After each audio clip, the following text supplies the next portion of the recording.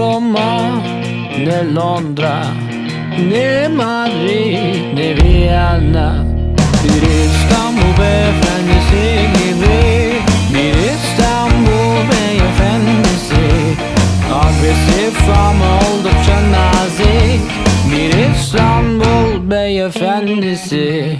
Ve paylaşmıyor sevgisini, bir İstanbul beyefendisi.